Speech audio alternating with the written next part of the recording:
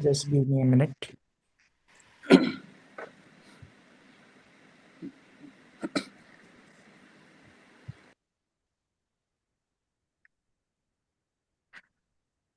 Just give me a minute. It's live now. Over to Mahalakshmi. Good evening, everyone. I am Mahalakshmi, and I'm privileged to be the host of today's event. It's my immense pleasure to warmly welcome all of you to this talk.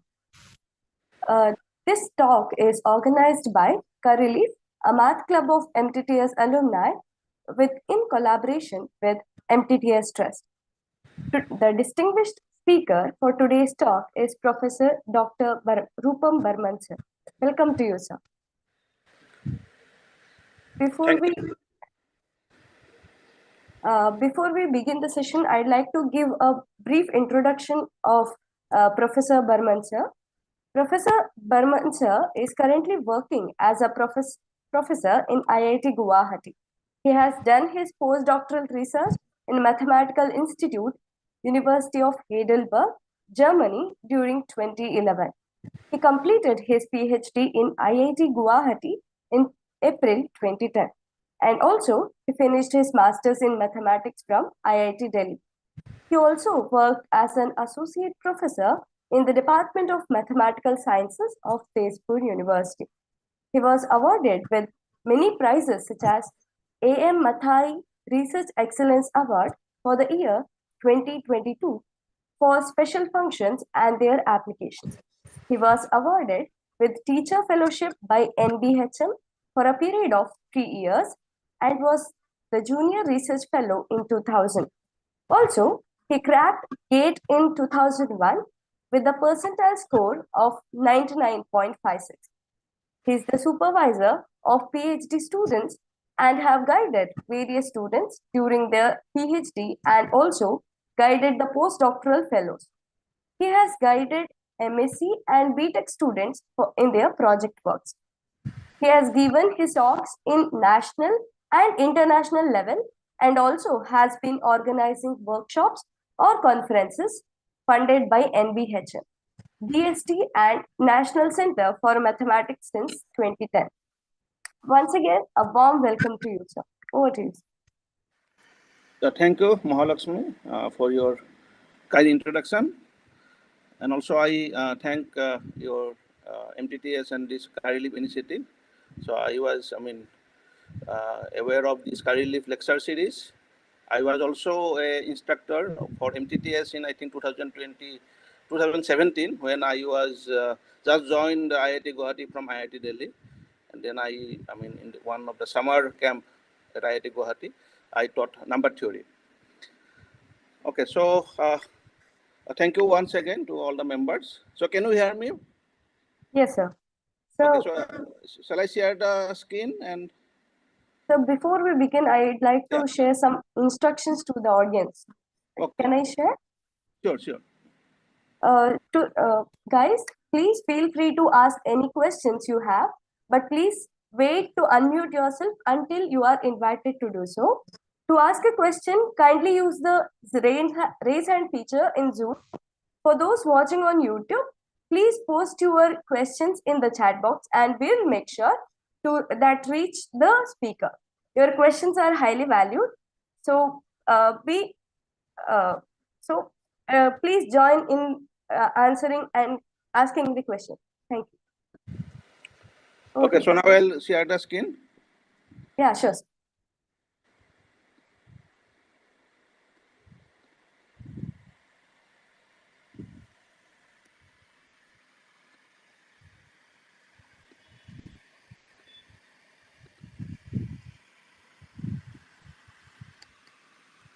Can you see the slides?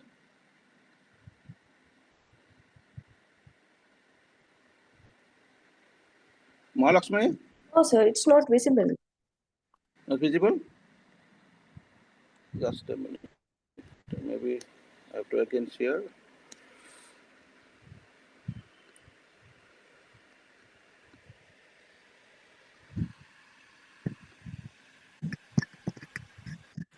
Now it is coming? Yeah. It will come in a minute. It's black screen right now. It is getting loaded. Okay. Yeah, now it has Visible come. now. Okay, you can see the slides? Yes. Okay, then I'll start now. Okay. So once again, I thank all the members for your invitation. So today I'm going to talk about the partition function. And as we all know that Ramanujan contributed immensely in the theory of integer partitions. So partition of a positive integer n is a finite non-increasing sequence of positive integers, lambda 1, lambda 2, lambda r, such that if you add them, you get n. And these lambda i's are called the parts of the partition. It's basically you are trying to write n as a sum of smaller positive integers in non-increasing order. Okay. So for example, when you have n equal to 1, then clearly there is only one partition of 1.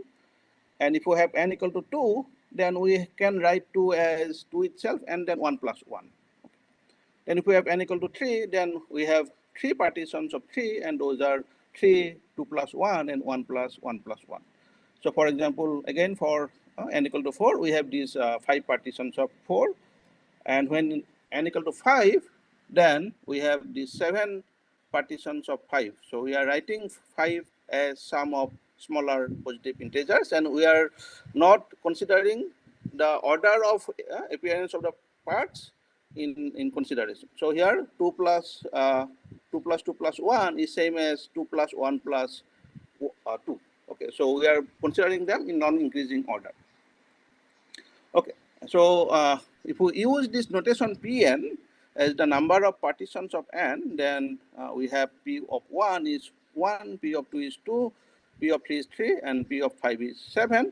And we also define that P0 is 1. Okay, just for convention, we use this definition that P of 0 is 1. So there are many connections between partition theory and other areas of mathematics. And maybe one example you all know from the basic algebra course. So these are nothing but the elements of S4, and I have written down in the columns the conjugacy classes of S4. So we know that there are 5 conjugacy classes, and these conjugacy classes are determined by the cycle type of the permutations in S4. In general, it is a result in Sn. Any these conjugacy classes are determined by the cycle type. Okay. So now you can see that the first cycle type is 4. The next cycle type is 3 plus 1. Then it is 2 plus 2, 2 plus 1 plus 1, and this is 1 plus 1 plus 1 plus 1. So now this is nothing but is coming from the cycle type is nothing but coming from the partitions of n. So in particular, in this case, it is partitions of 4. So this number of these conjugacy classes is nothing but number of partitions of 4. And in general, it is true in case of Sn.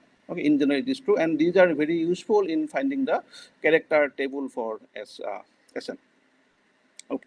So this is one, example you can always, see in the first course of modern algebra. And there are many other applications.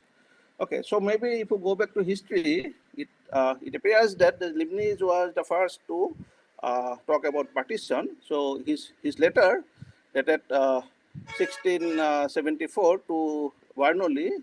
So he talked about these revulsions. So it's basically tearing or pulling apart. So this is nothing but in modern terminology, it is what we call partitions. But about like 60, 70 years later, this Euler in 1741, he I think gave more rigorous presentation to these partitions of integers. So he presented gave a presentation on partitions of integers to St. Petersburg Academy in 1741, and perhaps it is the first publication in the field of integer partitions. So Euler also contributed to the, I think his very important contribution to partition is his generating function for partition functions.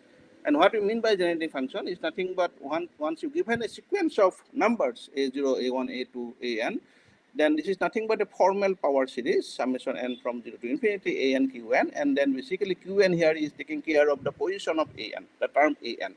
So very rightly said by Hilbert Solwolf that a generating function of a sequence is a closed line on which we hang up a sequence of numbers for display. So it's basically this generative function is taking care of the positions of the terms of the sequence. So for example, if you consider the constant sequence 1, 1, 1, then the generating function for the constant sequence will be, by definition, 1 plus q squared.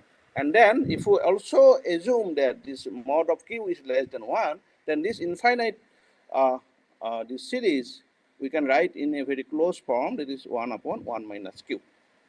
Sometimes this type of closed form also useful to understand the generating function. Okay.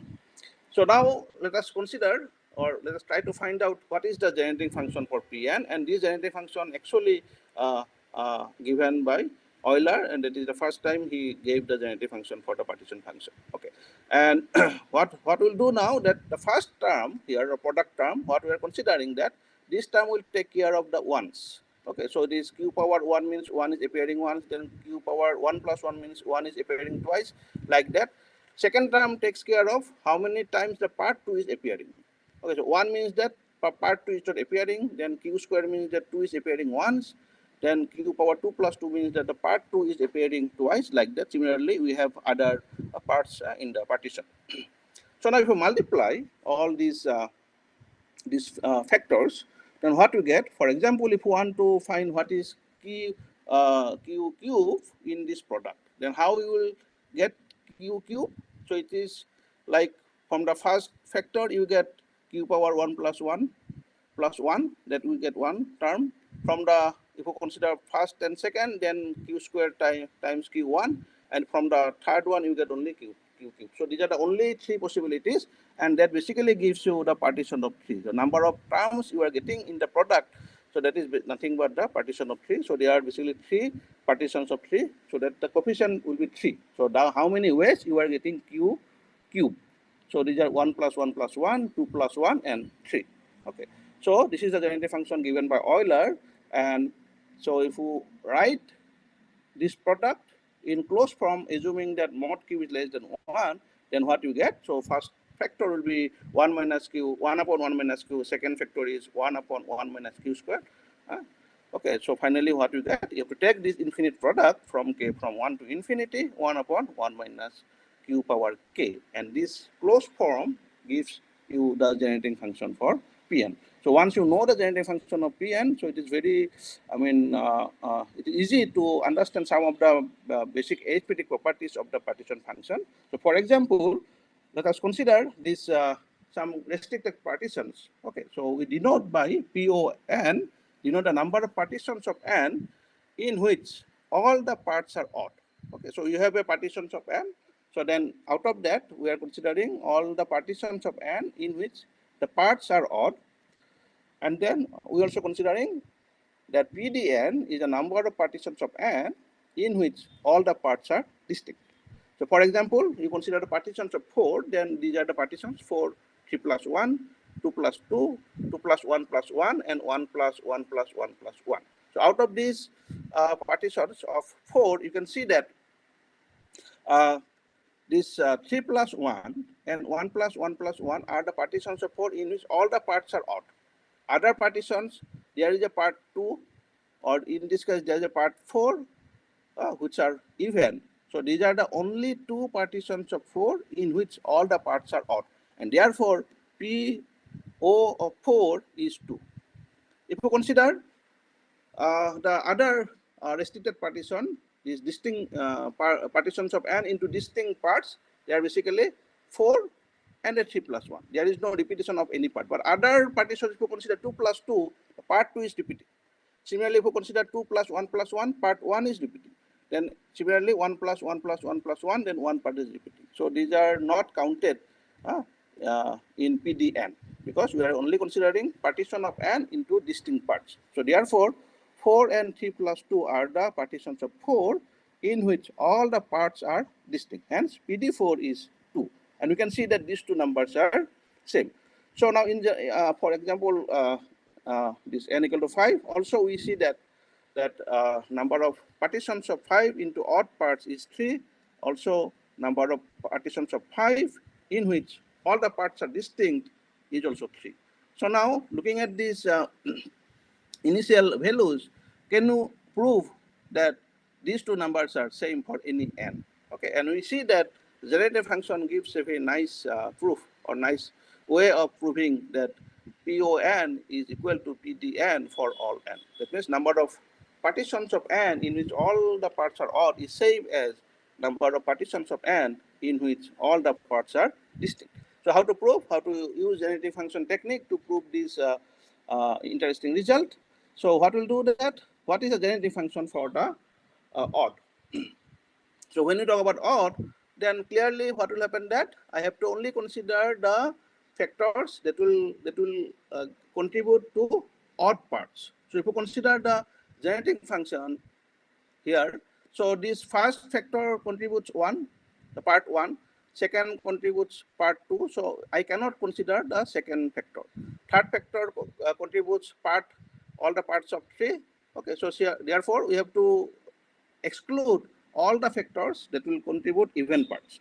So if you consider only those parts that will contribute to odd parts, then this is the generative function. Okay, so we can write in this closed form. And what is the generative function for the distinct partitions of n? So here you can see that 1 plus q, 1 plus q squared, 1 plus q power 3, because q power 1, so this 1 can appear at most 1, or 1 here, 1 means that 1 is not appearing as a part. So you cannot go q power 1 plus 1, because if you allow 1 plus 1, then you are allowing 1 to appear more than once. So therefore you cannot go to the next term in each of these factors. So this is nothing but the generating function for partitions of n into distinct parts. So from the first factor, 1 may appear, or it will appear at most 1. So in all the cases, 1 will appear at most once. In this case, 2 will appear at most once, and similarly part 3 will also appear at most 1. Okay, so like that, this is you can easily see that this is the generating function for the number of partitions of n into distinct parts. Okay, and this is nothing but this infinite product. So now what we want to show that these two generative functions are same, the coefficients are same, because we want to prove that PON is same as PDN, and these are the coefficients of this generative function. So how we will prove? So dq is nothing but, this is the generative function for the partitions of n into distinct parts, and now you just multiply numerator and denominator by 1 minus q power k. Then what will happen that in the numerator it will be 1 minus q power 2k, and denominator it will be 1 minus q power k. And then what you get, that you clear the even, and then you get what? 1 upon, this is odd powers of q, and this is nothing but the generating function of the number of partitions of n into odd parts. And therefore, these two generative functions are same, and hence we get the result of Euler. So it's a very nice way of proving that these two numbers are same with the help of generating function. Okay. Okay, so next we'll try to find, is there any recurrence relation for the partition function of n, and there's a very nice recurrence for Pn, and that uses the Pentagonal number theorem. Okay, so what we mean by Pentagonal number theorem? So it's a very famous result. So it says that this product, this infinite product, is nothing but this infinite sum. Okay, and so I'm not going to give a proof of this result, but let us see how we can use this Pentagonal number theorem to derive a recurrence relation for Pn. So this is nothing but infinite product I am writing as infinite series, and this is a particular case of a more general phenomena. Okay, so this is a general question that infinite products, q products, whether that can be written as infinite sum. Okay, in fact, this is true, and this is a particular case of that general the theory. Okay, so now these numbers, like if you consider m times 3m minus 1 by 2, they are nothing but these numbers, and if you plot, then what we get? Basically, we get some kind of pentagons, and therefore these numbers are called pentagonal numbers. Okay, so now see how you can use this Pentagonal number theorem to find a recurrence relation for Pn. Okay, so let us introduce some more restricted partition function. So what I am considering, PDEN. So PD means partitions of n into distinct parts, and then I am putting another restriction. So what is that? So I'm considering PDE of n, that is nothing but the number of partitions of n into an even number of distinct parts. So PD stands for number of the distinct parts, even number distinct parts, and then E stands for even number. Okay.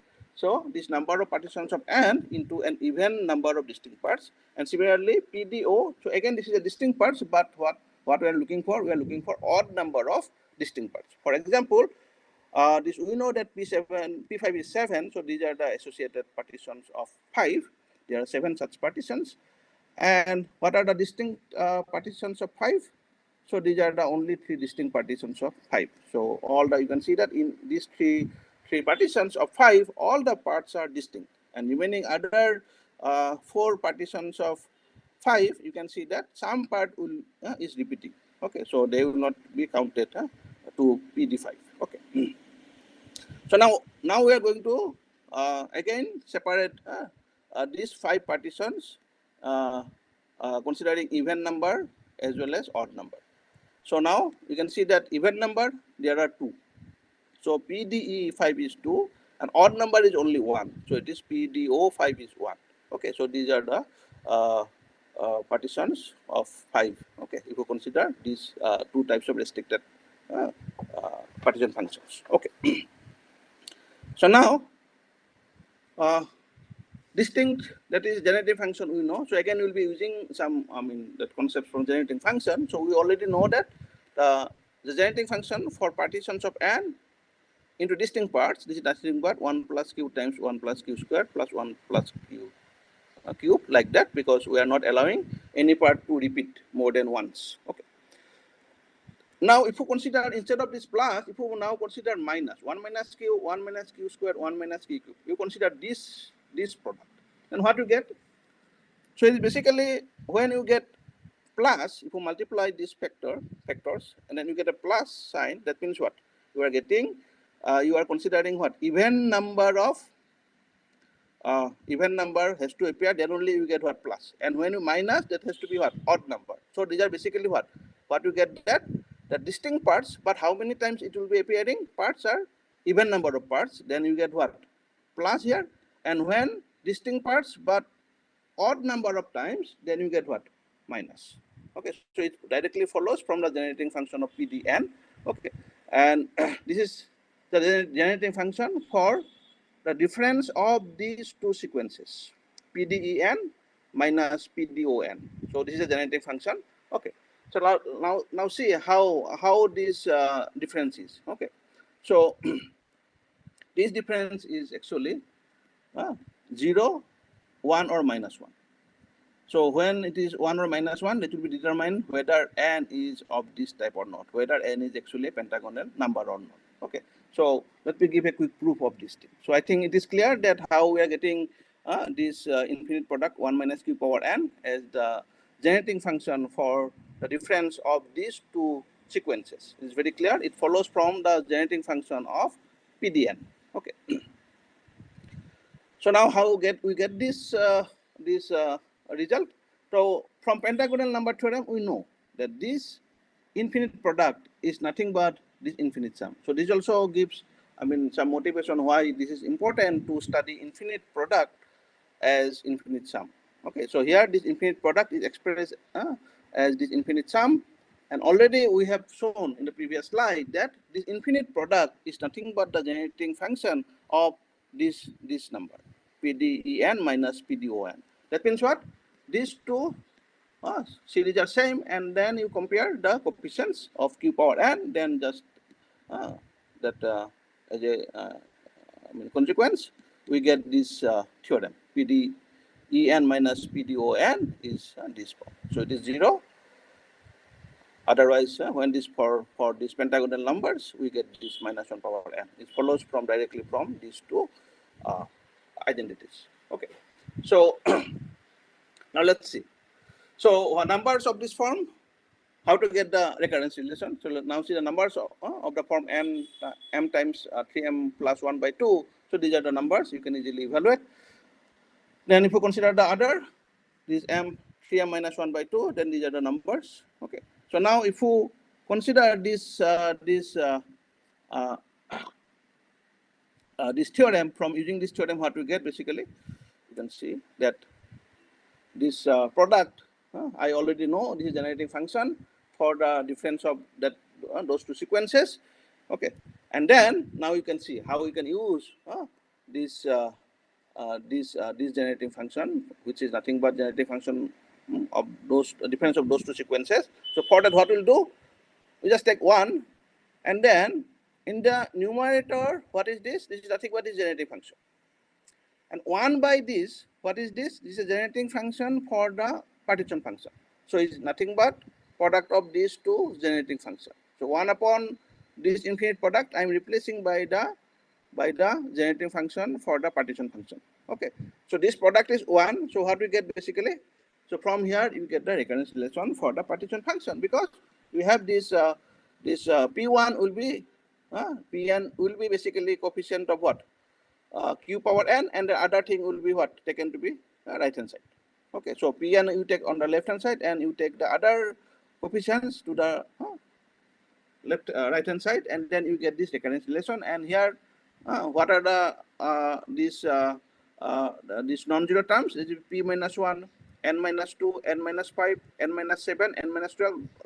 These numbers are nothing but these pentagonal numbers. Those numbers will be appearing because you are multiplying Pn by this generative function. So only those things will come, and other terms anyway they are 0. That already you know from the previous theorem. Okay, so here you can see that the first two values 1, 2, and 1, they are coming when this m equal to 1. M equal to 1. Then next is m equal to 2. So 7 and 5, those coefficients will be always positive because it is minus 1 power m.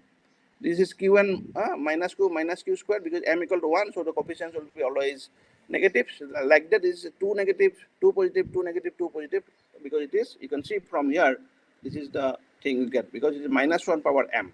Okay, so like that you get this this generating function, and use this generating function to get the recurrence relation for Pn. And here, when n is this n minus that numbers start negative, becomes negative, then of course we assume that that partition, that number is 0. Okay, so this is always a finite sum, and you can use the previous known values for Pn to get the values of bigger values of n. Okay, so using this recurrence relation, McMahon, he actually in 1916 computed the values of Pn up to 200, n equal to 200. It is very surprising that how he obtained these values when, I mean, there is no computers. So maybe he used some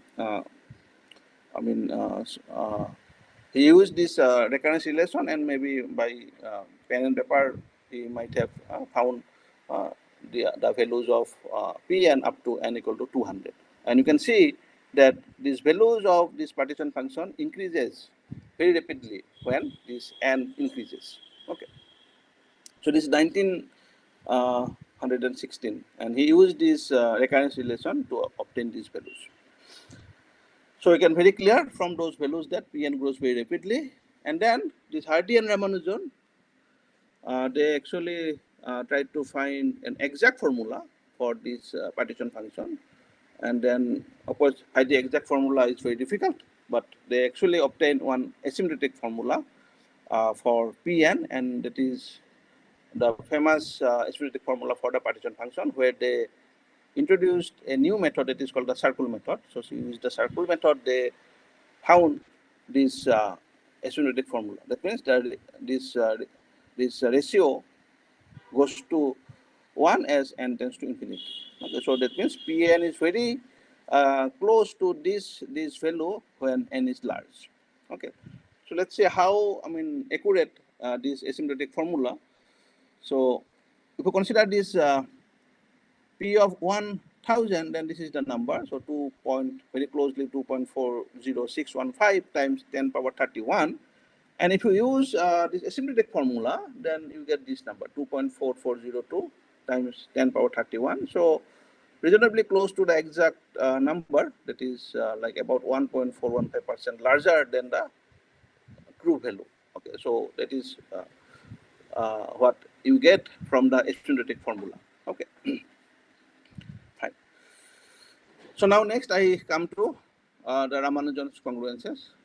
Perhaps these are the most beautiful result in the theory of partition, and these are also, I mean, very interesting to see why we have this type of congruences, because this partition function is defined. If you look at the definition, they are basically additive. So you are trying to understand that how this n can be written as a sum of smaller positive integers.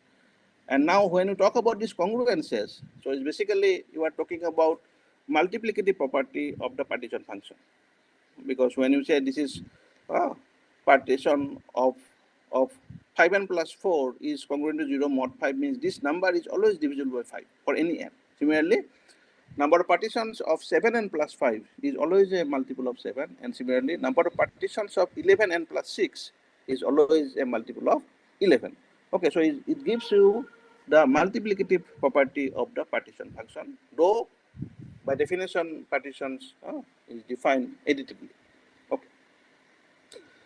Okay, so so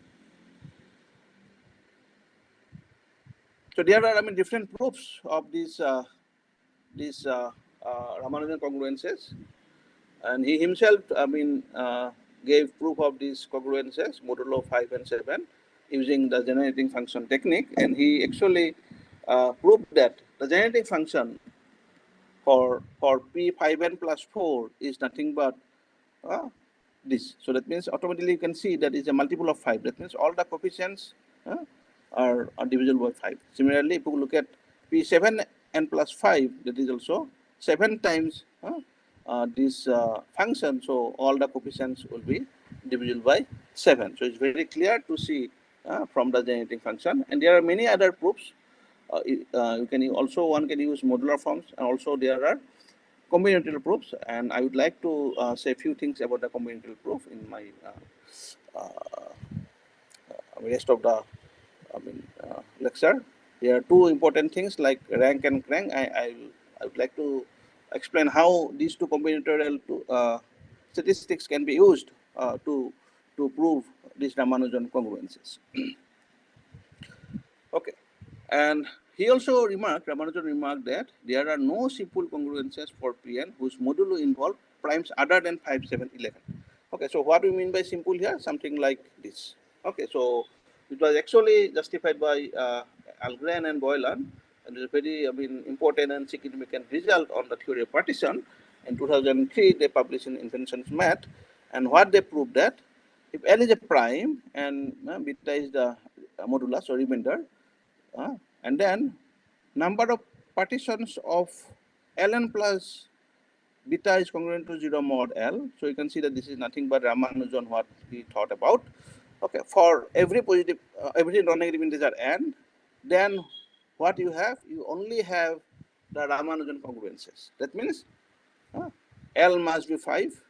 If L is 5, then beta has to be 4. L is 7, then beta is 5. And if L is 11, then beta has to be 6. So this theorem justifies what Ramanujan claimed, that there are no simple congruences for Pn other than moduli involved like primes 5, 7, and 11. Okay, so it's a very, very deep result in the theory of partition. So those, I mean, if you want to read this, the proof, you can, I mean, you need some, I mean, background of modular forms, and proof is not very difficult. Okay, one can actually understand how they prove this result. Okay. So now next, what we can say about the combinatorial behavior of these congruences. Okay. So now we can see that this P 5k plus 4 is always divisible by 5. Okay. So one may wonder whether there is a necessary way to separate these partitions of 5k plus 4 into 5 groups of equal size. Okay, so since this number is divisible by 5, so can you separate these partitions into 5 groups of equal size? Okay, and you must have heard about this physicist Freeman Dyson. So when he was an undergraduate at the Cambridge, so then he actually he defined a combinatorial statistic that is called rank, and he explained that how using rank one can separate these all the partitions of 5k plus 4 into 5 groups of equal size, okay, according to the rank. Okay, so what is a rank? So rank of a partition is nothing but largest part of lambda minus number of parts of lambda. Okay, so if you consider like this partition of 5 7 sorry 5 3 2 1, so this is a partition of 11. So this is a partition of 11, and then according to this definition, so you have to consider largest part is 5 here, and number of parts is 4. So 5 minus 4 is 1. So rank of this partition is 1. If you consider this rank, then the Dyson conjecture that the rank modulo 5 necessarily splits the partition into 5 groups of equal size. So this rank actually one combinatorial statistics that separates the number of partitions of 4k plus 4 into 5 groups of equal size, and that once you can show that, that will automatically prove that this number has to be divisible by 5. So for example, consider these partitions of the form of the numbers 5n plus 4. Okay, so now these are, if you consider 4, when you put n equal to 0, so this P4 is 5, so these are the 5 partitions of 4, then you can compute the rank of each partition. So rank may be negative also. Now what I'm considering, rank modulo 5. So if you take rank modulo 5, you can see that for modulo 5, you get 5 residue classes, so 0, 1, 2, 3, 4, and corresponding to each residue class, you get exactly 1 partition. That means this rank modulo 5 separates the partitions of 5 into 5 equal groups. Similarly, if you consider the next value, so if you put n equal to 1, that is P of 9. So if you consider P of 9, then there are 30 partitions. Okay, and then you have to consider this rank modulo 5. Okay, so now if you consider rank 0 mod 5, then you can see that these are the 6 partitions of 9 for which rank is 0 modulo 5. If you consider rank congruent to 1 mod 5, then these are the 6 partitions of 9 for which rank is congruent to 1 modulo 5. Similarly, for the remaining rank also modulo 5, you can see that all the 30 partitions of 9 are equally distributed according to the rank modulo 5. So rank 0 mod 5, there are 6, rank 1 mod 5, 6, rank 3 mod 5, 6, like that.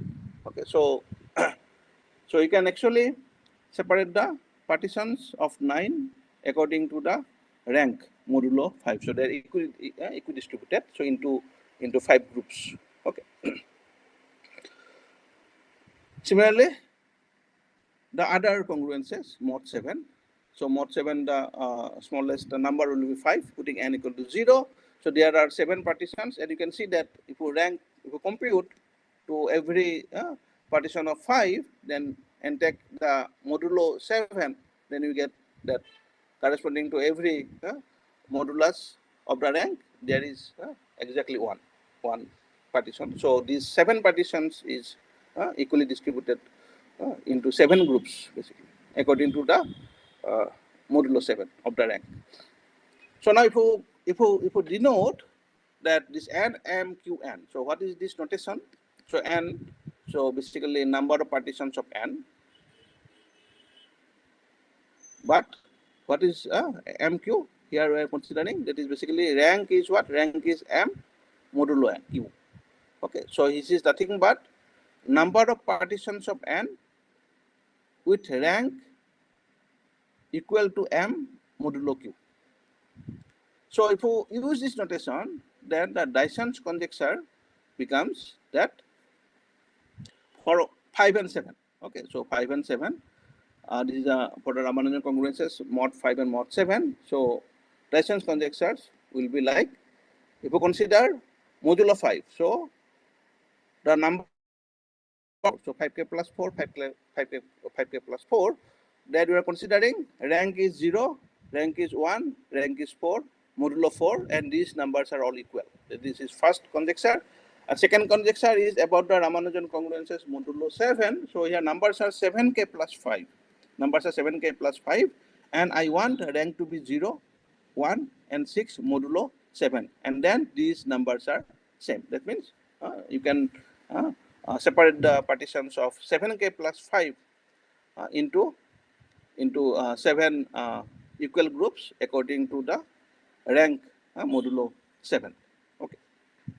So this was the conjecture of Dyson in terms of this notation. So 10 years later, then Atkin and Srinath they prove these conjectures of Dyson.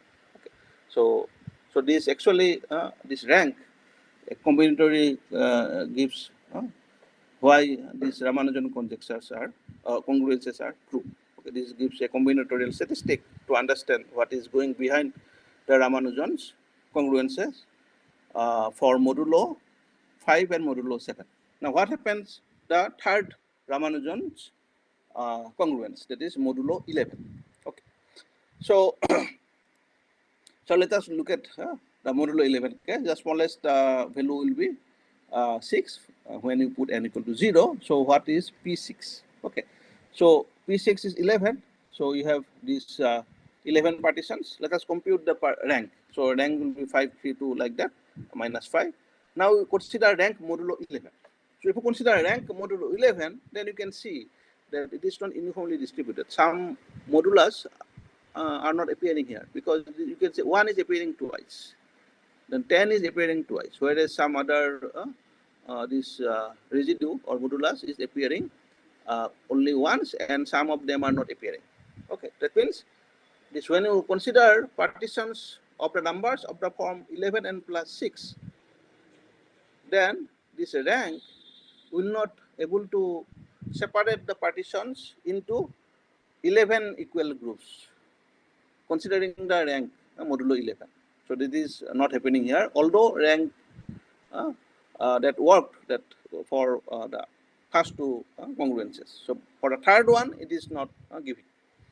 So that Dyson was aware of this, but he was optimistic about the approach, and he conjectured the existence of another partition statistics, the crank. And he believed that this crank will give combinatorial this combinatorial what crank rank did for 5 and 7. So this crank will also will give a proof of Ramanujan congruences modulo 11. Okay, so but he was not able to define what is crank. Okay, just he said that there will be some combinatorial statistic, partition statistic that will justify the Ramanujan's third congruences, that is modulo 11. And in 1988, about 40 years later, George Andrews and Frank Garvan, I think this is the PhD thesis work of Frank Garvan, finally realized Dyson's crank statistic, and they defined Dyson's crank, and that crank proves not only the third Ramanujan congruence, but also the first two Ramanujan congruences. So therefore, crank you can consider to be a more general generalization of rank to understand these congruences modulo 5, 7, and 11. Okay, so this is the paper where they actually introduce crank, and they prove the Ramanujan's third congruence using the crank. Okay. So let me just quickly define what we mean by crank. So given a partition lambda, so 1 lambda, that is the number of ones in lambda. Okay, this is a notation, how many times 1 is appearing. And then crank of the partition lambda is defined as if 1 lambda is 0, that means the partition does not have 1 as a part. Then crank of lambda is defined to be the largest part of lambda. Okay, but if the partition contains 1 as a part, that means 1 lambda is greater than or equal to 1, then how it is defined? It is defined as number of parts greater than the number of ones appearing in that partition, that is 1 lambda minus 1 lambda. Okay, so let me explain with an example. So for example, you consider the partition 4 to 1, 1, that is a partition of 8. And you can see that number of ones appearing is 2. 1 lambda is 2. And so it is the second case. Okay, so you have to follow the second, definition here. And number of parts greater than 2. I need number of parts greater than 2. That is only number of parts greater than 2 is 4. So the crank of this partition 4 plus 2 plus 1 plus 1 will be number of parts greater than 2 is only one part. So it is 1 minus 2 is minus 1. Okay. If you consider this partition of 8, 5 plus 3, so you can see that no 1 is appearing. So 1 is not a part of this partition. So directly, using the first definition, it will be the largest part of lambda. That is basically 5. So crank of the partition 5 plus 3 is 5. Okay, since there is no 1 present in the partition. Okay, so this is how the crank is defined. This Andrews and Garvan introduced this crank.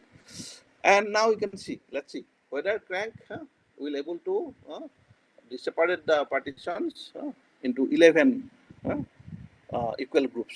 So for example, you consider the smallest such value is 6, putting n equal to 0, and then let us evaluate.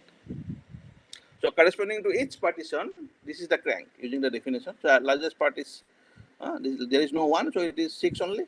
So it is number of ones is 1, and 5 is the only part greater than 1, so it is 0, 1 minus 1. So like that you compute the crank of these partitions. Now you consider crank modulo 11.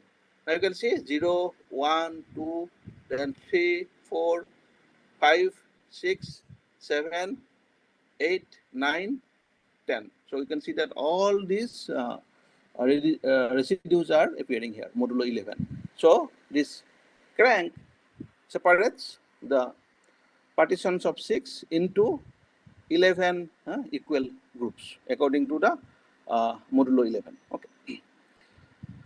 So not only, they prove that this crank proves why this Ramanujan's third congruence is true. They also prove that this crank also can prove this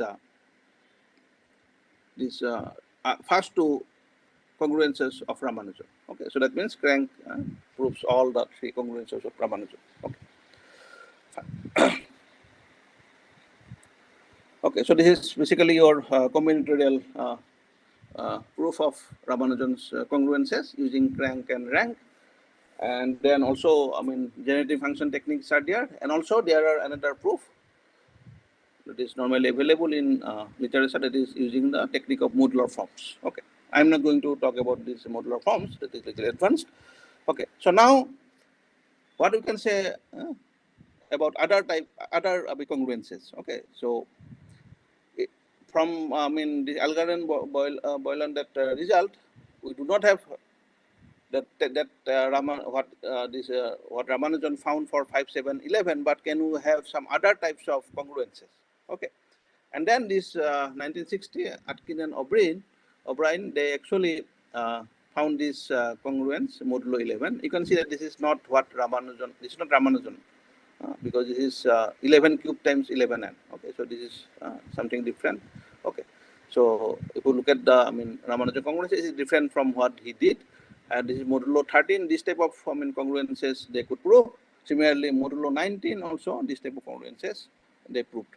Okay, and therefore these type of congruences are called Ramanujan-type congruences. Okay, so they are not exactly Ramanujan. Of course, exactly Ramanujan we cannot find other than 5, 7, 11. So these are called basically Ramanujan-type congruences. Okay, and for this, these Ramanujan-type congruences, the significant contribution comes from Ken Ono. Okay, so I think all of you know who is Ken Ono, and he is currently a professor at University of Virginia, and also he is an honorary professor at IIT Guwahati. And I'll just would like to talk about some of his contribution about these Ramanujan-type congruences. So this is his groundbreaking work. He published in 2000. This is an announced math paper.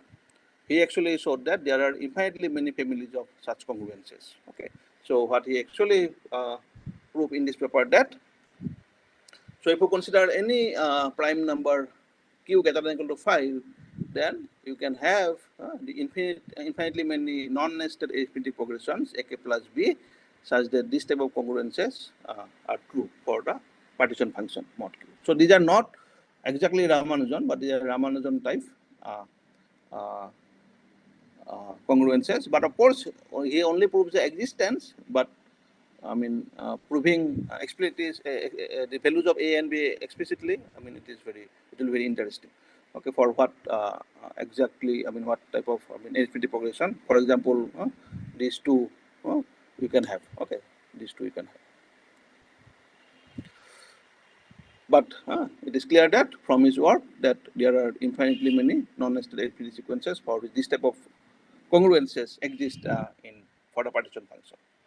Okay, later, this Algren and Ono, they extended this work not only for primes, but any modulus q co-prime to 6. Okay, so any modulus q co-prime to 6, so we can have this type of infinitely many congruences satisfied by the partition function.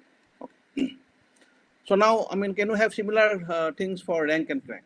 Okay, so here I just denote m q n. This is nothing but the number of partitions of n with crank equal to m modulo q. Okay, so this is this number. Let us see that whether we have congruences like what we have seen for the partition function. Can you have congruences for this type of numbers? Okay, so clearly what we have that this Pn will be, because when you take these numbers, this number of partitions of n with crank equal to m modulo q.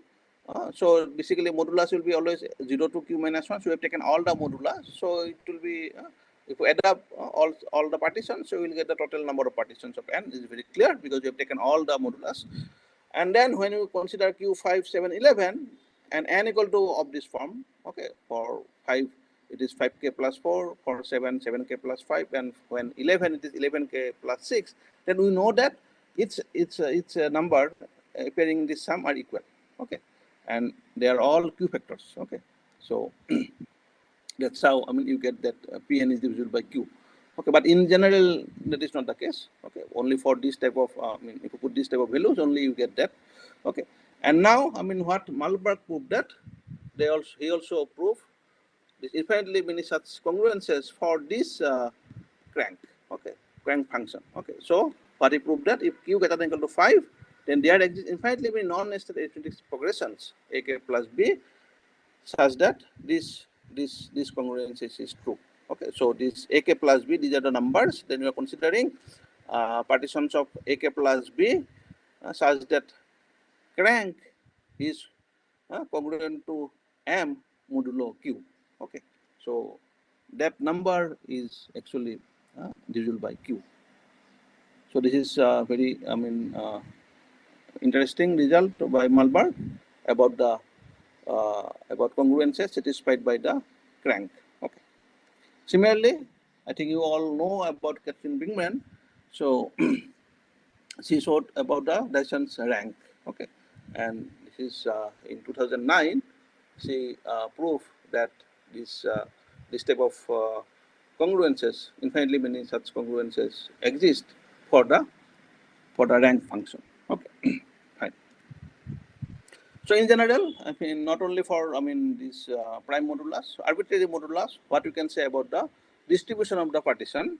Okay, so we can define this type of density, like when m is a positive integer and then r is the modulus, and then we can define this quantity like up to x number of partitions of n congruent to r modulo m, and then you divide by the total number of integers up to x. Okay.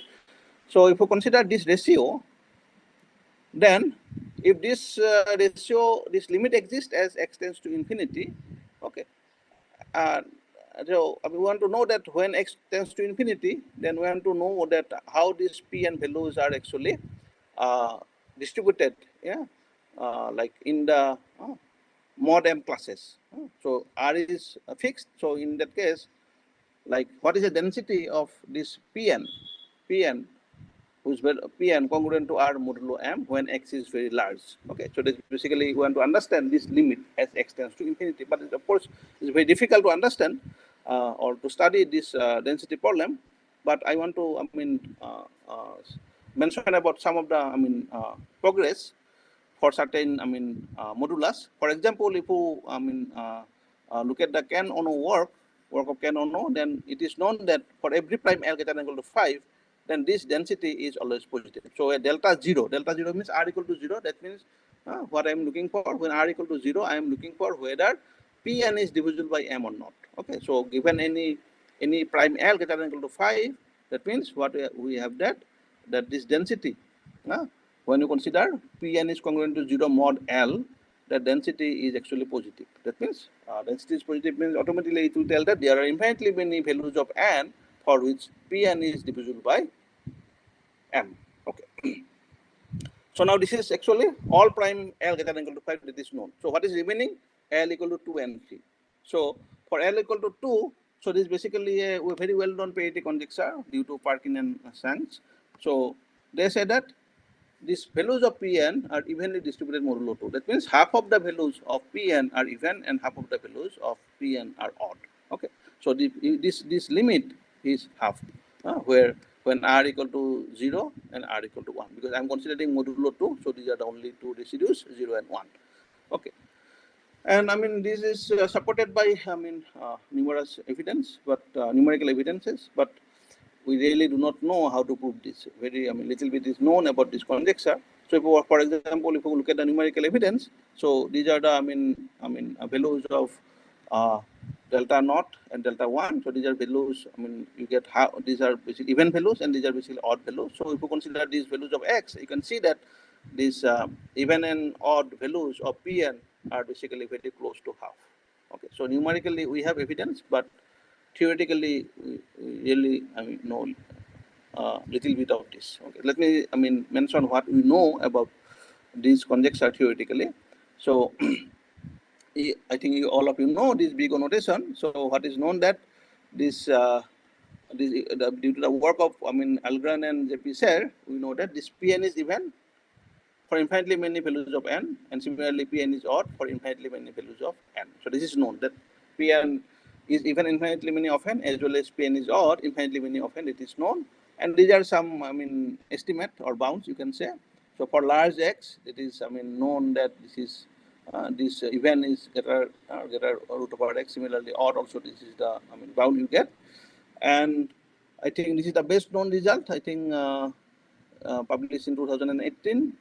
Okay, Balaisi and Ben Green and Keshan Dorajan, they proved that Pn is odd. This is when x is large, it is root x by log or log of x. But the conjecture says that this asymptotic estimate is actually conjecturally x by 2. That is half. Okay, when x is when you take x goes to infinity. So this is what we know. A little bit of this parity conjecture. Okay, but there is not much progress in proving that conjecture. And there are of course study about this parity of the function in an arithmetic progression. So you may not consider all the integers, all the positive integers, but you may study on an arithmetic progression. So for example, R mod t, if you consider numbers like R mod t, and then Subbarao conjecture that this Pn is even infinitely many of n, and similarly Pm is odd infinitely many of n. This is conjecture. So in any arithmetic progression also, Pn takes infinitely many even values as well as Pn takes infinitely many odd values. And this is actually also contributed by Ken Ono, and this even case is completely settled by him, and odd he partially proved that if there is m for which this Pm is odd, then of course it is infinitely many. Okay, that much he proved, but then later, this is a work by Radu in 2012. He also contributed and completely solved the remaining case, the odd case. So what Ono proved for the odd case, the partial proof, he completed the proof for the odd case, this S Radu, okay, in 2012. So now this parity conjecture in the arithmetic progression is completely known. So it is known that in any arithmetic progression, This is Pn takes even value infinitely often. Similarly, this partition takes odd value infinitely often. So maybe I'll just 2 or 3 minutes and then I will conclude. So now what happens when L equal to 3 case? So I've already, Ono explained about L greater than equal to 5 case, and then L greater than Ono for any composite modulus co-prime to 6. Now L equal to 2 case, we have already seen that parity conjecture. Now what is remaining case is L equal to 3. Okay. So in L equal to 3 also, we have a conjecture that it is again uniformly distributed modulo 3. So it's always like the 1 by 3. This is the arithmetic density is 1 by 3 for this partition function, and L equal to 3 case. This also, based on numerical evidence, we have, this information about like R equal to 0, I'm putting here. So R equal to 0. So if we have that, you can see that it is, very close to 1 upon 3. Okay. So similarly for R equal to 1 and 2, so they are, very close to 1 upon 3, but we do not have much information about this conjecture. That means distribution of the partition function modulo 3. And even, in case of modulo 2, we know that, that there are infinitely many values of n for which Pn is even and Pn is odd. But in L equal to 3 case, we do not have that information as well. Here in this case, we do not know that whether there are infinitely many n for which Pn is 0 mod 3. So this is, I think, one of the, a very difficult problem in partition theory. For for primes other than 3, we know that there are infinitely many n for which Pn is 0 modulo that prime, but when P equal to 3, then we do not know whether there are infinitely many n for which Pn is a multiple of 3. That is not known. Okay. Also, modulo 3, we cannot expect Ramanujan-type congruences. This is already known. This is a work of Radu.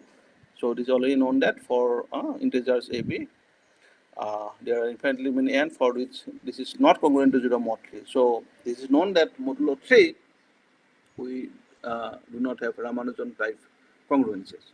Okay, so this is what we know about the distribution. So, like modulo 2, we do not, we know little bit, and modulo 3, we know this part that there is no Ramanujan-type congruences, but this is very, interesting, but surprisingly, we do not know whether this Pn takes values which are multiple of infinitely many n, for infinitely many n. Okay, that is not known.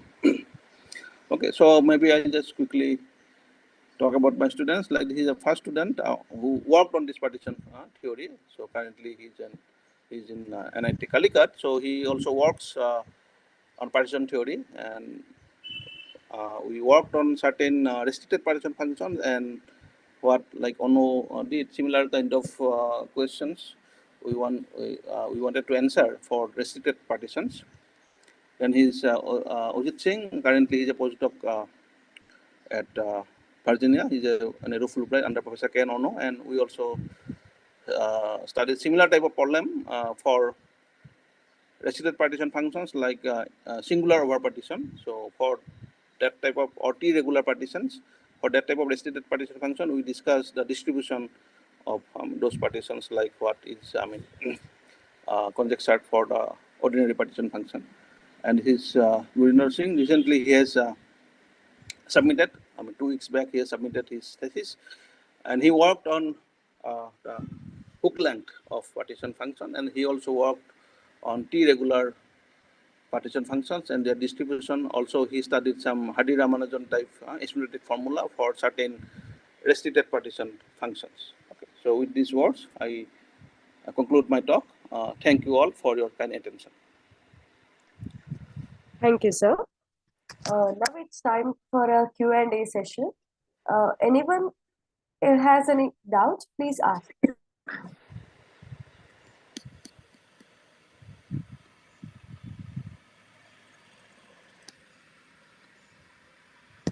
Yes, Rohit, please ask your questions. let me. Yeah. So shall I stop sharing or? I think Okay, Rohit so, has. Okay. so I want to know, are there infinitely many n for which Pn is prime, or it is yet to be found out? Is it yet to be known? Yeah. So yeah. This is recently. I mean, this is actually the article by Ken Ono and some his co-authors. So this year only it appeared in these proceedings of uh, National Academy of Sciences USA. He actually discussed about uh, like values. I mean, detecting primes. This the type of question he has answered. So it is known. It is not an open problem. Yeah, I mean, he has in that direction. He has discussed something. Okay, but not exactly what you One are more, looking for. But for prime yes. detecting like these partitions, that type of study he has done. Okay, so you can this year itself, I think it got published or last maybe November, December last year. Okay, it got published in that article. You can go through his work. Maybe it's available in his homepage. That article where he talked about partitions detecting prime, something like that. He discussed. Okay, I have one more doubt, if I may ask. Yeah. You have proved that number of distinct partitions are same as number of odd partitions using the Yes. generating functions. So is there a way to prove that without using generating function? Because that Yeah, proof there are looks many quite proofs. I mean, synthetic. there are these combinatorial proofs are there. You can look at this partition theory by Andrews. These are many beautiful proofs using combinatorial technique. He has proved, like bijective proofs basically. He has proved that these two numbers are same. So that's Okay, very sir. nice Thank you. proof. I mean, you can look at his book Theory of Partition by George Andrews. Okay, sir. Thank you. So we have one more question from P. Yes, Ravi Kumar. please. He is asking, can you please explain circle method? How arcs between 0 to 1 contribute? Yeah, actually, I am not an expert of circle method. Exactly, I don't remember. Okay. And there is one more question. Is there still much left to know more about partitions? I thought partitions are fully explored. Yeah, I mean, if you look at the partition, these are like I've already explained some of the open questions, like parity conjecture. Okay, parity conjecture is open. Then modulo 3 is open. These are the questions open for the partition function. But looks that parity conjecture seems to be very hard problem, and so people are looking at some similar analysis, similar type of problem in restricted partition functions. Okay, there are many restricted partition functions people have introduced, like George Andrews and many other people have introduced. So for restricted partition function, there are there are many such problems, analogous problem. But for partition, the problems which are not solved seems to be very difficult. Okay, and also one problem looks doable, like for over partition function. For that, there is one conjecture about the distribution of the similar type of this parity conjecture for over partition also. But partially, certain things are known for over partition, but it is not completely known. It is called Malberg conjecture. So that is also one important problem that is partially proved but not completely proved. Okay. Are there any more questions to ask?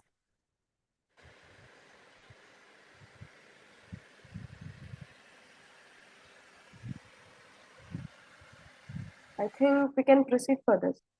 Right, sir? Yeah, I also want to add one thing that recently there is a study on hook lengths of partitions. Okay, and a lot of people have started working on hook lengths, and hook lengths have application in many other areas, like finding like infinite Q product, writing infinite Q product as sum of or expressing in terms of infinite sum, infinite series. So that type of problems this hook length come. So people have started working on these hook lengths of partitions. And one of my students has recently worked on that. And there are many other people have started working in that area about hook lengths. Okay, that hook lengths also has connection to class number. And that, I mean, there are 2-3 papers written by Ken Ono only. And there are some conjectures about how hook length is connected to this class group of quadratic number fields.